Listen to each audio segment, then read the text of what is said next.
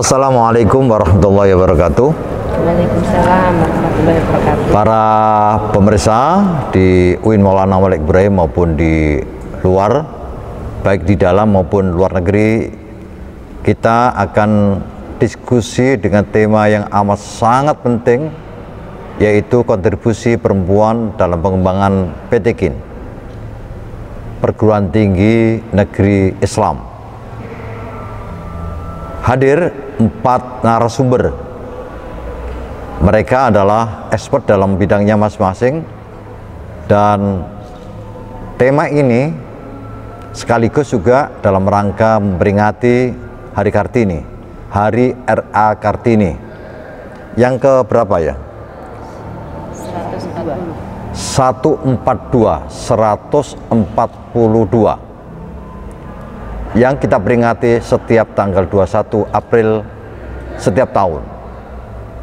Oleh karena itu, kita akan mendiskusikan tema ini yang pasti dikaitkan dengan relevansi peran para perempuan atau wanita dalam konteks kekinian. Namun sebelum saya lanjutkan diskusi ini, kita berikan kesempatan pada narasumber untuk memperkenalkan diri. Sebelum saya beri kesempatan, lihat yang satu ini. UIN Maulana Malik Ibrahim Malang, salah satu perguruan tinggi agama Islam terbaik di Indonesia, mewujudkan pendidikan tinggi integratif dengan memadukan sains dan Islam yang bereputasi internasional. Mari bergabung bersama UIN Maulana Malik Ibrahim Malang, mencetak sarjana berkarakter ulul albab dan menghasilkan sains dan teknologi yang relevan dan berdaya saing tinggi.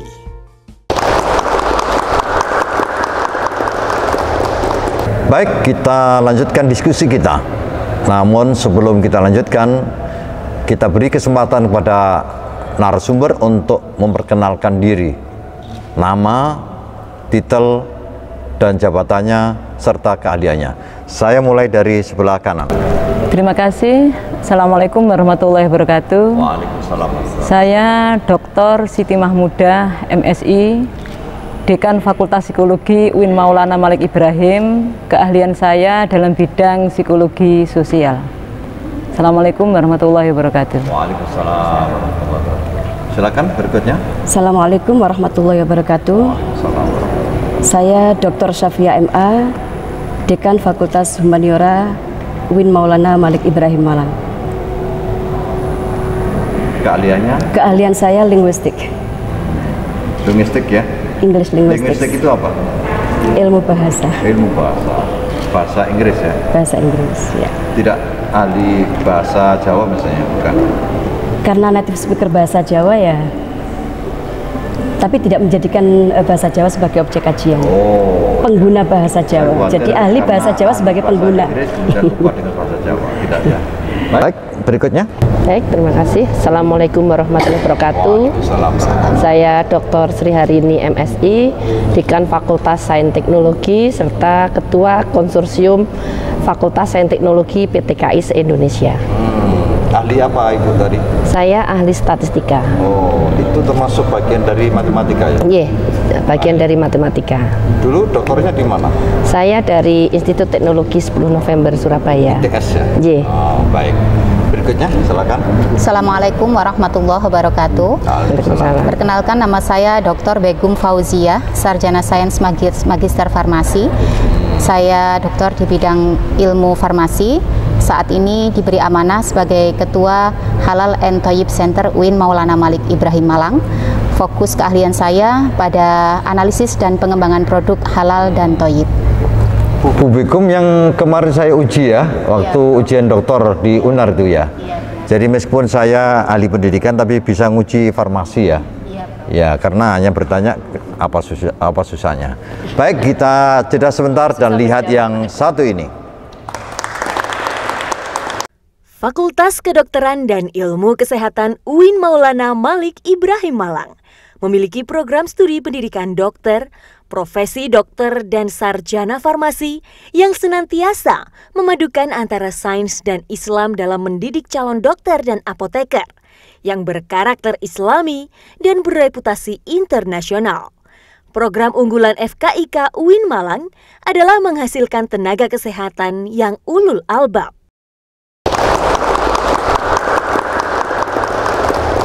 Baik, kita lanjutkan diskusi kita. Kita mulai dari Bu Dr. Siti. Beliau adalah Dekan Fakultas Psikologi UIN Maulana Malik Ibrahim. Bu Dokter, kontribusi perempuan dalam pengembangan PT KIN itu sungguhnya maknanya apa kira-kira? Terima kasih atas pertanyaannya Pak Rektor. Sesungguhnya kalau kita berbicara masalah kontribusi perempuan dalam pengembangan PT KIN, ini sebagai Dekan Fakultas Psikologi UIN Maulana Malik Ibrahim, tentunya saya melihatnya perempuan yang ada di warga UIN Maulana Malik Ibrahim, salah satu PT KIN. Di situ banyak perempuan, yang mana perempuan ini ada dalam bidang keilmuan ataupun potensi yang ada dalam dirinya sendiri, dari perspektif dosen, dari perspektif karyawan. Maka dari itu, kalau ingin melejitkan perguruan tinggi keislaman yang ada di Indonesia ini khususnya, maka peran-peran perempuan yang ada di universitas itu adalah sebaiknya memaksimalkan potensi yang ada dalam dirinya sendiri. Dengan memaksimalkan potensi, artinya itu potensi yang ada dalam diri perempuan maksimalkan, ya, itu perlu digali, dimaksimalkan, karena ini promosi ya Bu.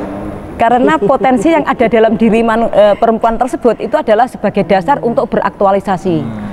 Sebagaimana teorinya Maslow, salah satu teorinya Maslow itu mengatakan bahwa semua manusia termasuk perempuan itu tidak hanya kebutuhan fisiologis, kebutuhan akan rasa aman, kebutuhan akan kasih sayang, kebutuhan akan harga diri, tetapi di akhir itu adalah kebutuhan ingin beraktualisasi diri.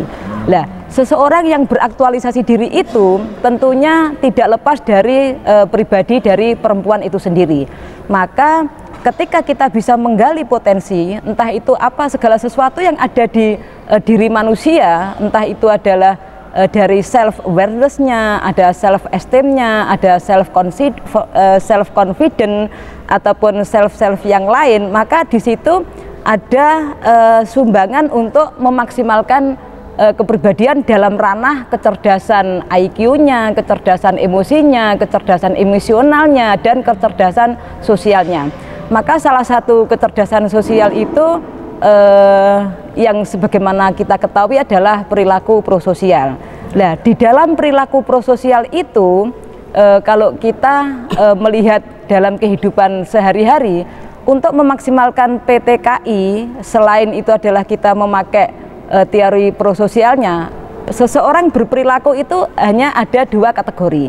Yang pertama itu adalah dari faktor dirinya sendiri, dan yang kedua adalah dari faktor lingkungan. Saya katakan faktor dalam diri sendiri ini adalah di saat wanita itu sebagai dosen, perempuan itu sebagai dosen, maka tidak lepas dari Tridharma perguruan tinggi. Maka dosen itu akan melakukan pengajaran, penelitian, dan pengabdian. Nah, itu akan sukses kalau juga disupport oleh supporting, di mana supporting itu adalah sarana prasarana SDM. Kalau boleh saya katakan, itu adalah konkretnya ya para karyawan-karyawan yang ada di UIN Maulana Malik Ibrahim ataupun sarana-sarana yang ada di UIN Maulana Malik Ibrahim. Dengan adanya kerjasama yang bagus, itu akan bisa memaksimalkan PT KI khususnya UIN Maulana Malik Ibrahim ini mau dibawa kemana saja itu adalah bisa maksimal. Entah itu akan dibawa ke kelas universitas ataupun istilahnya ada visi-visi yang lain, itu di saat teori kognitif, sosial kognitif itu diterapkan, maka itu akan bisa maksimal. Maka sesungguhnya di saat kita itu sudah melakukan dengan baik, maka tidak akan terjadi adanya prokrastinasi dari tugas-tugas yang ada di baik itu ranah dosen ataupun ranah karyawan. Apa yang dikatakan prokrastinasi itu adalah penundaan seseorang, dalam konteks ini adalah menunda dalam pekerjaannya. Sehingga Bu Siti, mungkin saya jeda dulu. Tadi kan perempuan menjadi dosen misalnya, melakukan fungsi Tridharma Perguruan Tinggi. Bagaimana kalau misalnya dosen perempuan tadi dapat tugas tambahan? Ketepatan hari ini yang hadir adalah 3 di antara 4 ini para dekan ya. Dekan perempuan, dekan perempuan, dekan perempuan. Sebentar lagi jadi dekan ya. Amin. Nah, kalau misalnya aktualisasi dengan melaksanakan tugas dan fungsi dosen sekaligus menjadi dekan, itu mungkin nggak lebih dari apa yang diimajinasikan oleh dunia akademik. Karena di situ ada unsur leadershipnya ya, leadershipnya. Gimana itu? Menurut saya secara pribadi itu sangat bagus dan harus diapresiasi. Andai kata seorang pimpinan yang ada di UIN Maulana Malik Ibrahim ini mengakomodir dari para wanita. Ya. Karena kira-kira begini, dari dekan perempuan itu lebih bagus gitu ya. ya, karena kalau hasil penelitian, maaf, ini bukan berarti berbicara masalah gender. Dari hasil penelitian yang saya lakukan pada tahun 2012 bahwa salah satu faktor kepemimpinan itu adalah dari kepribadian, di mana wanita itu tidak hanya mengedepankan IQ saja, tetapi juga mengedepankan kecerdasan emosi. Dalam hal itu adalah empati. Nah, wanita itu pada hasil penelitian itu memiliki empati yang lebih tinggi daripada laki-laki. Ini saya tidak tahu persis nih. Kira-kira kalau dekannya itu perempuan, maka karena juga memanage emosinya, itu tahu siapa yang harus dibantu, siapa yang harus dikurangi ya. Betul. Siapa yang harus diberikan sifat yang lebih, siapa yang harus kira-kira dicegat supaya tidak keterlaluan gitu ya. Betul. Maka laki-laki idealnya selalu harus disandingkan dengan wanita, karena dalam pengambil kebijakan kadang ada sisi-sisi. Ya, kata-katanya laki-laki harus disandingkan dengan wanita, bukan disandingkan dengan wanita-wanita gitu ya. Oke. Baik Ibu, kita lanjutkan ke Dr. Safia. Dalam sejarah kita ini, kita punya tokoh namanya Kartini. Tapi nampaknya sebelum Kartini itu ada tokoh-tokoh justru dari pesantren ya. Mungkin Bu Dokter bisa ungkapkan. Terima kasih. Yang kita kenal sebagai tokoh emansipasi wanita sementara ini adalah Raden Ajeng Kartini. Tapi sebenarnya Raden Ajeng Kartini bukan satu-satunya tokoh perempuan yang memperjuangkan hak wanita. Emansipasi wanita, ya. Selain Ibu Kartini, ada Dewi Sartika. Kemudian dari kalangan dunia pendidikan Islam kita mengenal Rahmah El Yunusia. Ya, beliau dikenal sebagai pendiri perguruan diniyah putri di Padang Panjang. Ya, beliau mendirikan lembaga pendidikan ini pada tahun 1923. Tapi ini nah, sebenarnya perlu Bu ya, Bu Dekan ya, perlu dimaknai konteksnya berbeda dengan sekarang. Iya betul. Kalau kita merunut ke belakang ya. Perempuan atau wanita mendirikan pendidikan itu sudah biasa. Waktu itu perempuan sangat terpukul. Sangat luar biasa. Ya. Jadi itu adalah gebrakan luar biasa dari seorang perempuan. Dari kondisi objektif yang perempuan itu, di mana perempuan sangat terbatas aksesnya terhadap pendidikan gitu, dan berbagai hal. Jadi posisi perempuan pada saat itu betul-betul berada di bawah, tidak mendapatkan privilege yang sama dengan kaum laki-laki. Karena itu apa yang beliau lakukan adalah wanita sekarang bagaimana? Nah, ini saya tadi ingin merunut ke belakangnya. Jadi kalau kita berbicara tentang apa yang diperoleh perempuan sekarang, kontribusi seberapa besar wanita bisa berkontribusi pada salah satunya lembaga pendidikan, maka kita tidak bisa melepas dari sejarah ke belakang dari bagaimana perempuan mendapatkan akses pendidikan untuk pertama kalinya. Dan adalah satu kebanggaan bahwa lembaga pendidikan Islam ternyata sudah mempelopori. Ya, sudah mempelopori lebih dari yang lain ya. Lebih dari yang lain menurut saya. UIN Maulana Malik Ibrahim. Ya, apalagi 7 dekan itu 4 itu perempuan. Betul. Mungkin apa komentarnya? Ya, ini adalah saya kira komentarnya siapa dulu rekornya ya. Jadi, ini ya, bahwa perempuan sekarang punya peran yang luar biasa. Ya, karena sudah mendapatkan akses, ya salah satunya akses pendidikan yang memadai. Jadi dengan menjadi sosok yang terdidik, kemudian mendapatkan pendidikan yang memadai, kemudian berkesempatan mendapatkan kesempatan yang setara sama dengan kaum laki-laki. Jadi sebetulnya kalau di sini ada dua hal yang penting, bahwa R.A. Kartini memang tokoh yang dikenal santero Nusantara, tetapi bukan satu-satunya, karena justru dari pesantren ya juga muncul tokoh-tokoh yang menjadi inspirasi, menggebrak tradisi yang tidak memberi akses kepada perempuan, gitu ya.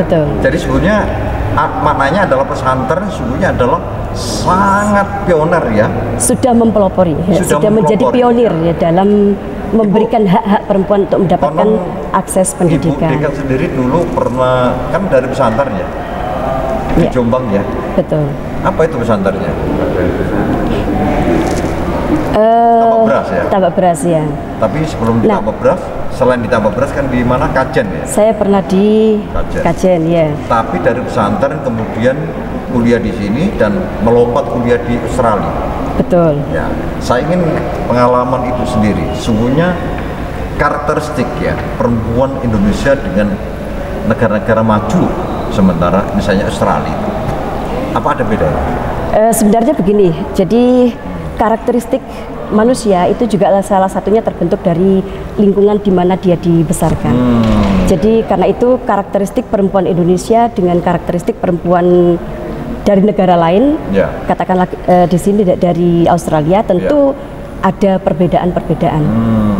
Jadi misalnya dari sisi keterbukaan. Jadi kalau perempuan Indonesia, kalau di sana itu buka-bukaan gitu, enggak. Keterbukaan, inklusif, kemudian inklusif ya. Inklusif dan keterbukaan, maksud saya keleluasaan dalam mengekspresikan diri. Jadi ketika tumbuh dan berkembang di Indonesia, tapi saya kira sekarang keadaannya sudah semakin berubah. Kalau pada waktu itu mungkin ada keterbatasan-keterbatasan yang dimiliki oleh perempuan, kemudian perempuan Indonesia tumbuh dan berkembang dalam situasi tertentu di mana mungkin ruang-ruang publik itu masih belum banyak diisi oleh perempuan, jadi masih ada hambatan-hambatan, masih ada mungkin ketidakleluasaan ya dalam memberikan kepercayaan kepada perempuan. Ini berarti wanita masih protes ya? Masih protestan pada saat itu. Nah, jadi sementara terakhir, Ibu, kalau misalnya ya perempuan berukuran begitu luas dan dalam konteks sekarang ini ada transformasi yang luar biasa, apa masih perlu memelihara tradisi lama baik dari budaya maupun yang lain-lain yang memang dimiliki menjadi local wisdom? Saya kira ya local wisdom itu tetap harus dipelihara. Jadi ada istilah sanggul, think locally, act globally. Ada sanggul misalnya? Saya kira tidak. Saya kira bukan jarit. Sanggul. Saya kira bukan sanggul, bukan sanggul, bukan jarit, bukan kebaya yang itu harus dipertahankan. Apa itu? Tetapi spirit wanita sebagai seorang pejuang, sebagai seseorang yang juga sama besar potensinya dengan laki-laki, sehingga layak untuk mendapatkan peluang-peluang yang sama dengan laki-laki. Baik, terima kasih Ibu, terima kasih. Dua R.A. Kartini dengan model transformasi masa kini telah memberikan pikiran-pikiran cerdasnya, bahkan lebih dari apa yang kita pikirkan. Kita jeda sebentar, nanti kita lanjutkan, tapi lihat yang satu ini. Fakultas Humaniora UIN Malang berkomitmen untuk melahirkan sarjana humaniora yang berkarakter ulul albab dan menghasilkan sains dan seni yang relevan dan budaya saing tinggi. Fakultas Humaniora memiliki 2 jurusan, jurusan Bahasa dan Sastra Arab serta jurusan Sastra Inggris. Fakultas Humaniora telah melahirkan mahasiswa yang berprestasi dan berhasil menjuarai banyak lomba debat, dan kaligrafi tingkat internasional.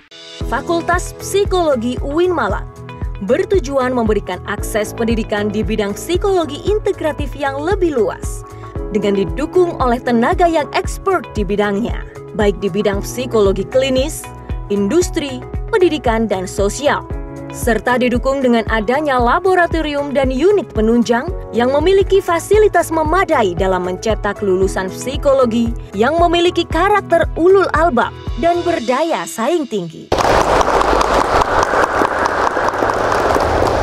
Baik, kita lanjutkan diskusi kita dengan tema yang amat sangat menarik ini. Kita mulai dari Ibu Dekan Fakultas Sains dan Teknologi UIN Maulana Malik Ibrahim, Ibu Dr. Sri Harini. Bu Sri, tadi sudah dibicarakan oleh dua narasumber yang sebelumnya.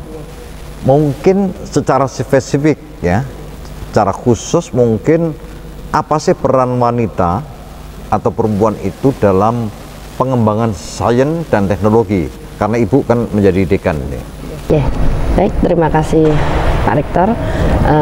Kita melihat dulu bahwa keberadaan Fakultas Sains Teknologi di PTKI masih muda. Di antara fakultas yang lain memang sejarah berdirinya Fakultas Sains Teknologi ini adalah dengan munculnya UIN yang ada di PTKI. Sekarang saat ini ada 17 UIN dan 15 diantaranya sudah memiliki Fakultas Sains Teknologi. Di dalam Fakultas Sains Teknologi ini selama ini orang masih memandang adanya dikotomi bahwa fakultas itu cenderung untuk laki-laki. Padahal saat ini perubahan sudah sangat luas sekali. Di dalam Fakultas Sains Teknologi itu tidak membedakan antara laki-laki dan perempuan. Semuanya punya hak dan akses yang sama untuk belajar bagaimana terkait perkembangan sains, terkait perkembangan teknologi, karena ilmu itu adalah ilmu yang bisa dipelajari siapa saja. Keberadaan perempuan khususnya di dalam pengembangan sains teknologi itu menjadi hal yang sangat bagus, khususnya selama ini, khususnya contohnya dalam pembangunan gedung itu belum menyentuh aspek-aspek bagaimana difabel dan perempuan itu tersentuh. Lebih cenderung ke kekokohannya yang diperhatikan. Contoh misalkan gedung itu berlantai, itu membutuhkan tangga. Nah, tangga itu kan harus ramah terhadap difabel dan ramah terhadap perempuan. Terkait dengan ketinggiannya, terkait dengan kemiringannya dan sebagainya.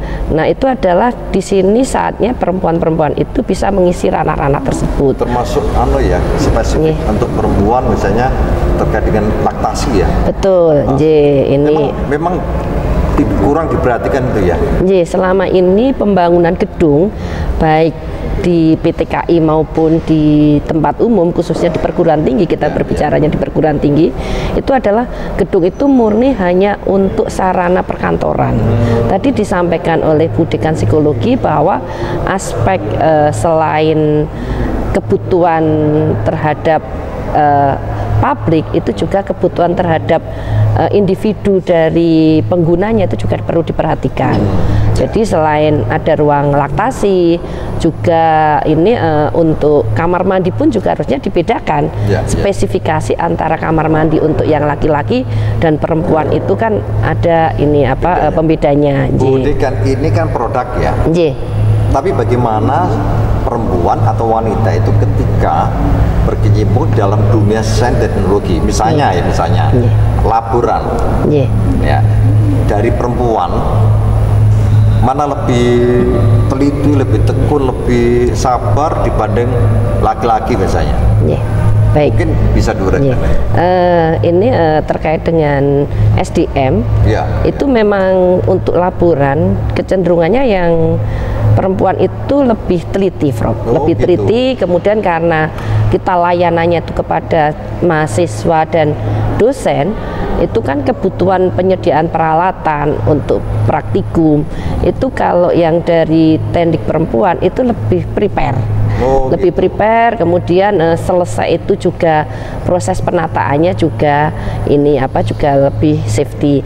Tapi bukan berarti yang laki-laki tidak prepare, tidak safety. Cuma biasanya kan kalau yang laki-laki SOP-nya A ya, mengikuti SOP. Kalau yang perempuan tuh kadang masih dicek ulang lagi. Oh gitu. Ya. Juga terkait pemeliharaan hewan coba. Pemeliharaan hewan coba itu kan sangat urgen bagi pengembangan sains, karena hewan coba itu adalah salah satu produk yang digunakan sebagai uji coba penelitian. Kalau menggunakan manusia nanti ada ini ethical clearance-nya. Kalau hewan itu kan tidak ada malpraktek ya Prof ya. Ini rupanya tidak sayang terhadap hewan juga ya. Ini kalau tadi Bu Dekan ya katakan bahwa misalnya laporan itu dari perempuan itu sangat teliti, ya kurang lebih misalnya tidak cocok itu sangat teliti ya. Karena biasanya perempuan itu detail ya. Saya sering mengantar istri saya satu-satunya ke pasar, lama sekali karena teliti. Tapi nggak ditinggal ya Prof. Itu kurang 1000 aja 1 jam. Ya. Baik, kita lanjutkan Bu Bikum ini dokter yang baru ya. Iya, Prof. Yang keahliannya tadi apa? Dalam bidang apa? Analisis dan pengembangan produk halal, Prof. Ya. Mungkin bisa disampaikan hal-hal yang mungkin dikerjakan oleh perempuan atau wanita yang terkait dengan kehalalan ya, kehalalan. Ini pasti terkait dengan ketelitian tadi ini. Apa mungkin itu berbeda dengan laki-laki yang seringkali memilih sesuatu itu tanpa harus dipertanyakan secara detail? Iya. Jadi mungkin tepatnya kita mengawali dari perspektif bahwasanya perempuan itu seseorang yang menjamin ya keutamaan konsumsi yang ada di lingkungan keluarga terlebih dahulu ya Prof ya. Jadi kalau kita melihat dari bidang kesehatan itu pangan yang baik itu adalah yang asuh kan gitu, aman, sehat, utuh dan halal. Nah, sebagaimana kita tahu kontrol pangan kalau di keluarga itu kan pasti ibu ya Prof ya. Jadi perempuan. Jadi otomatis di sana seorang perempuan itu mau tidak mau itu harus mengupayakan apa yang terbaik yang akan dikonsumsi di lingkungan keluarga, karena dari sana kemudian kesehatan anggota keluarga itu terjamin, terutama untuk penyakit-penyakit yang berkaitan dengan foodborne disease atau penyakit-penyakit yang berkaitan dengan makanan, kemudian aspek kehalalan dari apa yang dikonsumsi, yang kemudian kalau kita tarik pada quality dari SDM yang kita bangun dari mulai di lingkungan keluarga itu didasari di sana. Oleh sebab itu kemudian menjadi penting kemudian perempuan itu ikut concern ya, lebih concern terhadap apa yang kemudian dikonsumsi oleh keluarga untuk menjamin SDM itu tadi. Bahkan saat ini yang sedang digembar-gemborkan oleh Dinas Kesehatan melalui instruksi Presiden Jokowi itu terkait dengan stunting ya, kondisi kesehatan anak yang kerdil karena asupan kesehatan. Nah, di sana itu justru perbaikan gizi dan upaya-upaya untuk mencegah stunting itu fokusnya ada di perempuan. Padahal itu sangat erat kaitannya dengan SDM, kualitas SDM di negara kita. Kita mau bagaimana? Nah, berangkat dari hal ini kemudian kami merasa perlu ya perempuan di lingkungan PTKI pada saat itu merasa perlu untuk mendorong harusnya konsep halal yang merupakan bagian dari apa yang perlu dikonsumsi untuk menjamin kualitas SDM itu menjadi sesuatu yang harus kita bangun di lingkungan PTKI gitu, supaya leading. Bahkan mungkin lebih dari itu ya, artinya PTKI itu menjadi center untuk hal-hal yang semacam ini. Harusnya bisa begitu. Bisa dimanfaatkan, memberi kesempatan pada masyarakat mengakses kepada PTKI. Iya, karena mau tidak mau ya pada saat ini leadingnya untuk penelitian halal, analisis halal dan pengembangan produk halal itu masih berada di PTN. Padahal sebenarnya itu yang kemudian mendorong kami pada saat karena memang Bu Bikum baru doktor ya. Jadi masih dipegang oleh orang-orang di luar PTKI ya, atau PTKI itu. Jadi pada saat itu kemudian kami berada di konsorsium halal PTKI berupaya untuk mewujudkan bagaimana di lingkungan PTKI itu bisa menjadi sesuatu yang lembaga yang kita concern. Karena apa? Sebenarnya kita SDM-nya lebih lengkap dibandingkan dengan perguruan tinggi negeri atau perguruan tinggi umum. Kita ada dari bidang syariahnya untuk diskus masalah hukumnya. Artinya sudah punya. Bukan hanya tidak hanya dari sainsnya saja. Sainsnya, tetapi justru apa ya?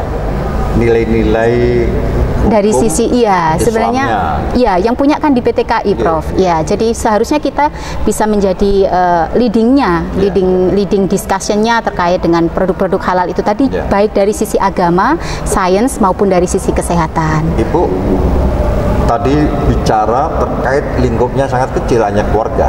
Bagaimana kalau misalnya penyediaan makanan, minuman yang halal dengan skala yang besar, tentu melalui industri ya? Iya, industri. Apa mungkin peran wanita, peran perempuan itu kemudian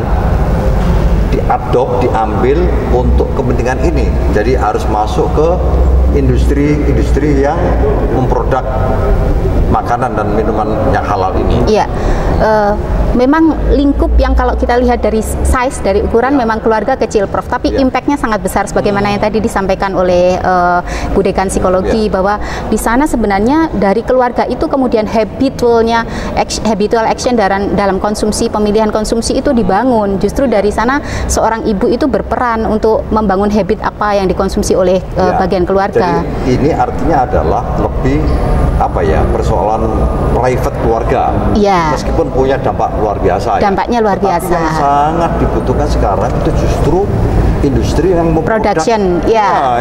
Ini kan sudah sangat mendesak ya. Iya. Memang. Samping sesuai dengan kaidah gizinya dan sebagainya, tapi kehalalannya ini penting. Benar. Berarti ini harus didorong ya perempuan untuk masuk ke industri-industri. Iya, benar. Jadi kalau dilihat dari jumlah produksi, sebenarnya Indonesia cukup banyak ya, Prof ya. Yang menjadi kendala itu adalah memastikan bahwa yang diproduksi itu dapat bersertifikat halal. Problemnya di sini. Jadi kita kendalanya adalah saya ini mendorong disertifikasi halal. Minuman dari Australia itu malah ada labelnya halal. Iya. Kalau saya beli es di sini nggak ada itu halal. Itu karena di sana muslimnya lebih sedikit ya, Prof. Jadi kendali produknya juga lebih mudah. Mengapa di luar negeri lebih banyak produk-produk yang bersertifikat? Kalau nggak ada yang produk dari sini juga ada halal haramnya. Ada, Prof. Oh, ada. Ada.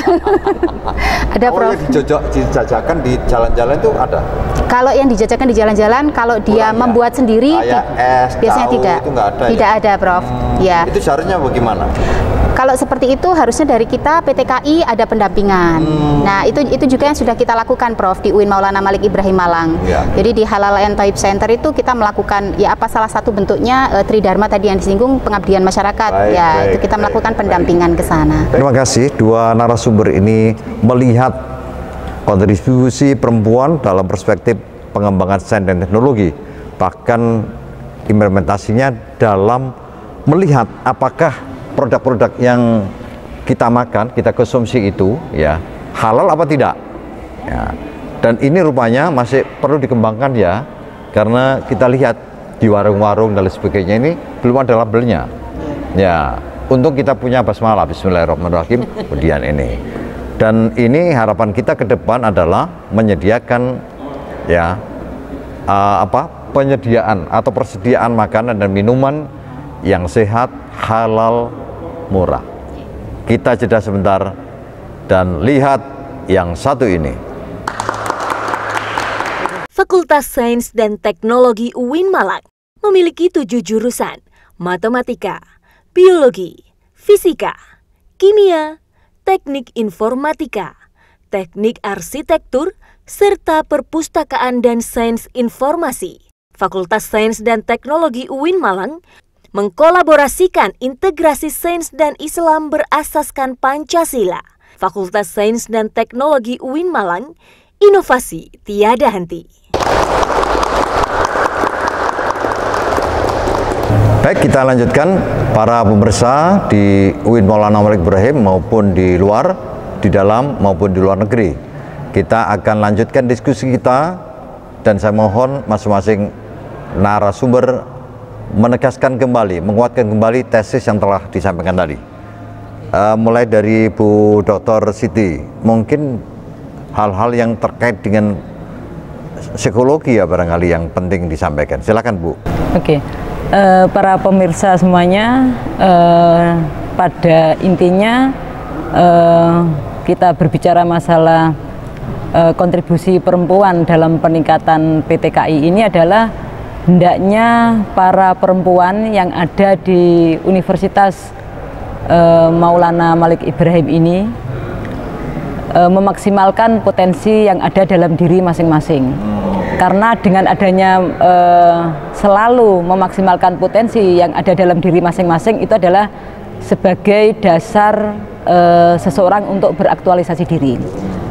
Sehingga ketika kita itu mengaktualisasikan diri dengan baik, tidak ada salahnya bahwa UIN Maulana Malik Ibrahim yang sekarang ini adalah menjadi salah satu perguruan tinggi yang terfavorit akan juga bisa menjadi universitas yang paling disukai oleh masyarakat dan akan menjadikan universitas yang terdepan, terunggul dan terfavorit. Maka dari mungkin saya salah sebentar ya. Mengaktualisasikan potensi diri itu sesuai dengan tugas dan fungsinya ya. Misalnya tenaga kependidikan yang melakukan tugas dan fungsinya sebagai tenaga kependidikan. Tenaga pendidik, dosen misalnya juga melakukan itu. Atau mungkin yang belum itu para mahasiswi. Apa saran Ibu untuk mengaktualisasikan potensinya sebagai mahasiswi gitu ya? Oke. Apa kira-kira sarannya?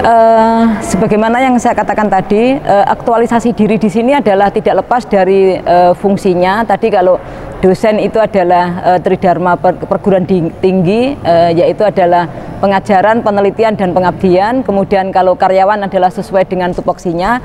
Tetapi kalau mahasiswi tentunya juga mengaktualisasikan diri sebagai tugasnya sebagai mahasiswa. Kalau mahasiswa itu adalah tugasnya belajar, ya dia akan memaksimalkan diri, beraktualisasi diri dalam ranah belajarnya, sehingga nanti ketika mahasiswi itu adalah mengaktualisasikan diri, maka dijamin prestasi akademiknya itu adalah bisa tinggi. Maka indeks Ibu tugas mahasiswi dan mahasiswa beda? Sesungguhnya kalau dilihat dari ranah mahasiswi atau mahasiswanya sama, yaitu adalah tugas sebagai mahasiswa ataupun mahasiswi.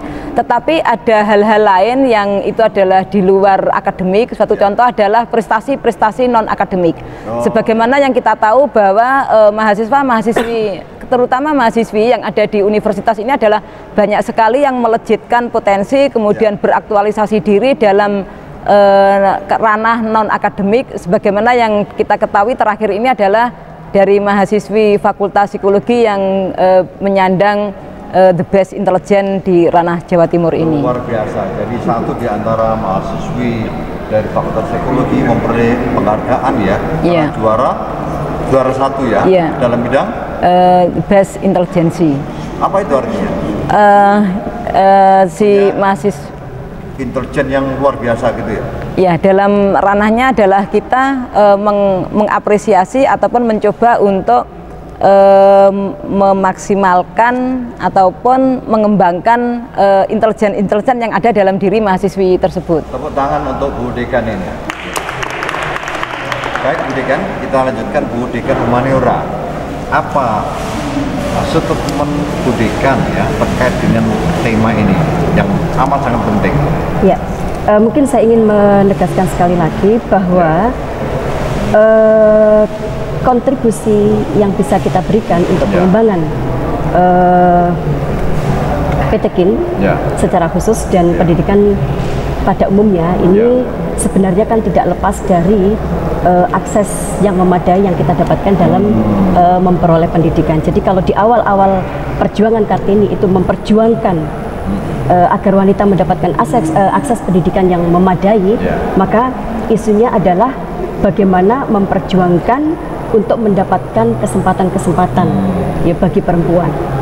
Nah, seiring dengan perkembangan zaman ya, saat ini isunya bukan lagi bagaimana kita berjuang untuk mendapatkan kesempatan, bagaimana kita berjuang untuk mendapatkan kesetaraan.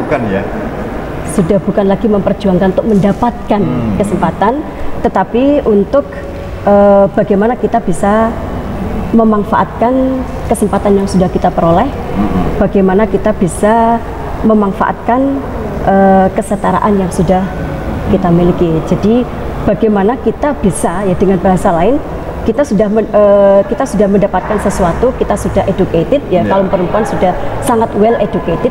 Nah, bagaimana dengan kompetensi yang dimiliki itu kemudian dikontribusikan tentu sesuai dengan bidang masing-masing tadi, dari sudut pandang psikologi menggali potensi diri, kemudian dari sudut pandang sains dan teknologi mungkin ada potensi-potensi yang terkait dengan pengembangan sains dan teknologi yang bisa dikembangkan. Kalau humaniora? Ilmu humaniora adalah ilmu-ilmu yang mengembangkan tentang ilmu yang berhubungan dengan manusia, diantaranya bahasa, sastra, seni. Nah, saya rasa bahasa, sastra, seni itu adalah dunia-dunia yang mungkin sangat relevan ya dengan kelembutan hati perempuan. Jadi seharusnya sehingga yang penyair itu ya, yang novelis itu perempuan. Kita punya banyak sekali penyair-penyair novelis perempuan yang sangat inspiratif ya. Kalau di Indonesia kita mengenal ya tahun 80-an kita ada N. Hadini, ada Mirawe, ada Ike Supomo, itu yang kemudian naskah-naskahnya sudah di. Kalau N.H. Syafiah tidak? Belum. Karena menulis itu terkait dengan bakat, ya. terkait dengan passion, jadi tidak semua, tidak semua. Baik, Bu Dekan, saya lanjutkan Bu Dekan Sains dan Teknologi. Apa sih yang paling penting ya, yang perlu disampaikan pada audiens terkait dengan kontribusi perempuan dalam pengembangan sains di PTG? Baik, terima kasih.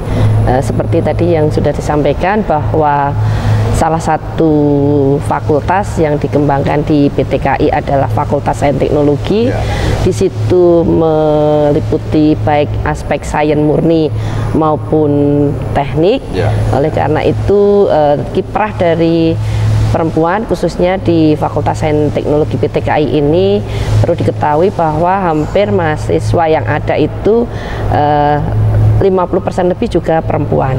Jadi sudah tidak ada lagi dikotomi pembeda bahwa untuk masuk sains itu hal yang tabu bagi perempuan. Bahkan sekarang lebih ya. Bahkan sekarang lebih ya. Fakta di UIN Maulana Malik Ibrahim Malang kita itu kalau dari segi inputnya itu banyak sekali yang input calon mahasiswi itu yang bagus nilainya, karena kita keterbatasan mahat, akhirnya kan mereka dengan terpaksa kita belum bisa menerima karena memang kita masih belum mencapai 5% untuk menerima input mahasiswa, calon mahasiswa yang bagus.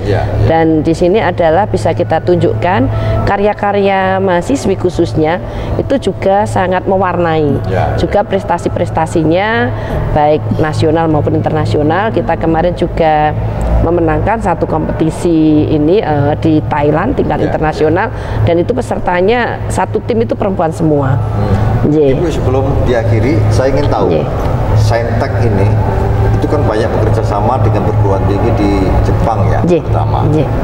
Kalau di Jepang sana bagaimana perempuan dalam mengasah dan memproduksi dan terlibat dalam pengembangan sains? Baik, sama di Jepang itu seperti juga di kita di Indonesia, yaitu hampir mirip budayanya ya, Prof ya. Mereka tuh kalau sekali ke sana kalau orang Jawa itu lebih Jawa nih. Jadi kalau kita itu menghormati mereka, mereka akan menghormati kita lebih rendah lagi menunduknya itu. Dalam kontribusinya perempuan di Jepang juga sama, mendapatkan akses yang luas. Kita bisa melihat akses-akses publik yang ada di Jepang itu perempuan juga beraktivitas di mana saja, dan mereka juga tidak melupakan kodratnya sebagai perempuan. Saya melihat di Jepang itu. Ini perlu saya komentari. Karena saya sekali ke Jepang karena diminta oleh beliau mendampingi almarhum Pak Romaidi. Saya melihat Jepang ini bagi saya itu luar biasa dibanding di mana saya datang ke beberapa negara, misalnya ke Jerman, ke Kanada, ke Turki, ke Australia dan sebagainya. Di sana itu seorang perempuan itu sangat mengapresiasi budayanya, tapi mereka tetap modern. Misalnya ditandai dengan keterlibatan mereka dalam pengembangan sains. Ini mungkin ya, ini bisa menjadi bandingan dengan kita ya. Alhamdulillah kita punya kerjasama banyak dengan perguruan tinggi di luar negeri, salah satunya Jepang. Kita bisa mencontoh di sana lab itu adalah dibangun yang ramah terhadap semua, baik laki-laki dan perempuan, sehingga perempuan merasa nyaman kalau mereka masuk lab dan aman. Jadi walaupun menginap di lab sampai malam di sendirian, itu tetap keamanannya terjaga. Itu jadi kondisi-kondisi ini adalah yang kita terapkan di pengembangan Fakultas Sains Teknologi di PTKI dengan konsep integrasinya, Prof. Pembedanya dengan perguruan tinggi yang lain adalah di PTKI itu dikembangkan bahwa sains itu harus terintegrasi dengan Islam. Ya, saya kesempatan di sana juga diundang oleh orang Takmir sana masjid, tiga masjid ya. Saya disuruh ceramah dan profesor yang mengantar saya lupa namanya itu ya, mengatakan bahwa kekurangan orang Jepang adalah satu, agama dan Prof Haris di sini itu rahmat bagi kami, kira-kira gitu artinya. Dari sesungguhnya kita ini amat sangat dibutuhkan oleh mereka. Kita ini punya kelebihan dalam bidang religion ya, dan itu amat sangat apa ya, menjadi kebutuhan besar bagi mereka. Betul. Jadi mungkin Saintek ya tetap bekerja sama dengan baik dengan beberapa perguruan tinggi di mana, di Jepang. Di Jepang. Baik, Bu Dekan, yang terakhir mungkin ada yang disampaikan untuk terakhir ini. Jadi terima kasih Prof. Untuk para pemirsa mungkin yang tidak dari background akademik, mungkin tadi yang perlu ditekankan adalah bagaimana peran perempuan ya untuk menjamin quality SDM dengan cara menjamin quality pangan tadi mulai dari lingkungan keluarga. Kemudian untuk kontribusi perempuan di lingkungan PTKI, mari kita menguatkan sinergisme antar beberapa fakultas, terutama yang bisa mendorong untuk pengembangan PTKI sebagai leading dalam pengembangan halal and thayyib center begitu Prof ya, terutama untuk fakultas-fakultas yang terkait seperti Fakultas Sains dan Teknologi, Fakultas Syariah, kemudian Fakultas Kedokteran dan Ilmu Kesehatan. Jadi supaya kita bisa bersama-sama menjadikan halal dan thayyib center itu menjadi salah satu wujud dari visi misi yang tadi dikatakan sebagai integrasi antara agama dan sains di lingkungan PTKI yang selama ini kita gembar-gemborkan begitu. Dan jadi ini sangat mendesak ya. Sangat mendesak, Prof. Atau mungkin Bu Begum ada langkah-langkah konkret apa yang harus segera dilakukan ya oleh kita semua misalnya. Yang pertama adalah lebih kepada tata pamong ya, Prof.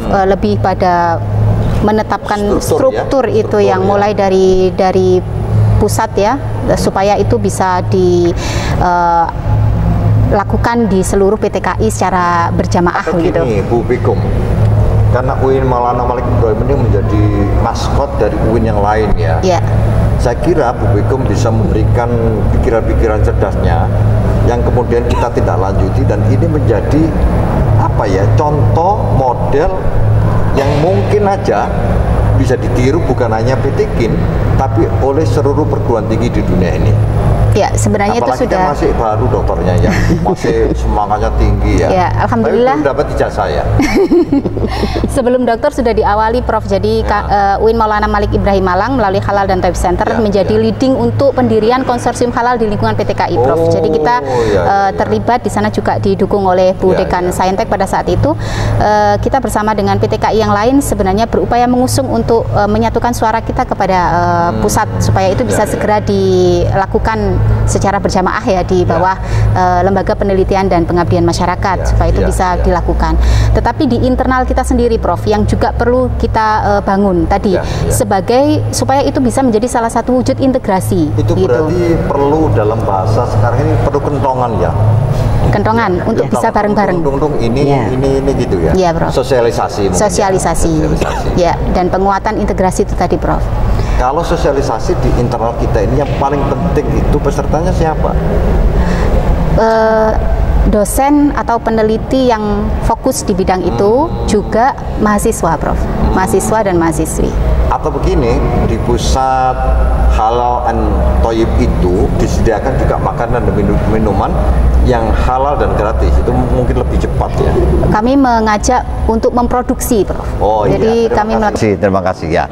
Baik para pemirsa, kita sudah selesaikan diskusi yang amat sangat menarik ini.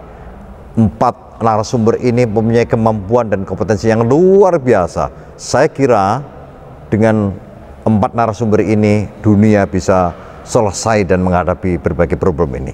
Kita akhiri, wallahul muwaffiq ila aqwamit thoriq.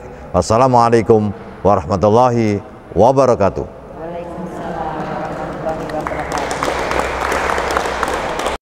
UIN Maulana Malik Ibrahim Malang, salah satu perguruan tinggi agama Islam terbaik di Indonesia, mewujudkan pendidikan tinggi integratif dengan memadukan sains dan Islam yang bereputasi internasional.